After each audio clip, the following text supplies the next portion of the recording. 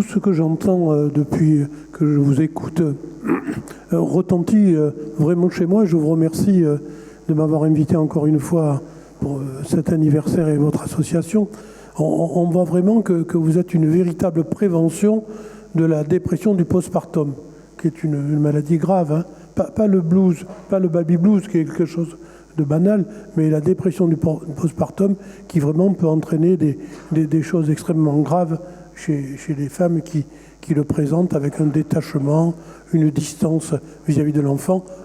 Si on essaye de résumer quel est le rôle des grands-parents, on l'a entendu, c'est d'abord une transmission. Une histoire. Ce que disait Fernand Braudel, on n'a pas d'avenir si on n'a pas de passé. Donc c'est vrai que c'est l'origine d'où on vient, le passé qui se réinvente et qui se réactualise au niveau de l'enfant, grâce donc aux grands-parents. On le voit bien aussi au niveau des histoires de grands-parents, des grands-parents aussi qu'on n'a pas connus, des grands-parents qui sont morts avant notre naissance et qui parfois, malgré tout, réapparaissent dans nos souvenirs par le fait qu'on a raconté quelque chose qui leur appartient.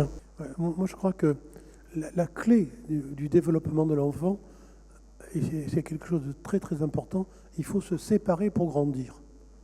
Je crois que l'histoire de se séparer pour grandir, c'est pareil pour votre action. C'est ça. Il faut les accompagner, puis après s'écarter pour qu'elles reprennent leur dimension maternante et que l'enfant puisse se développer harmonieusement.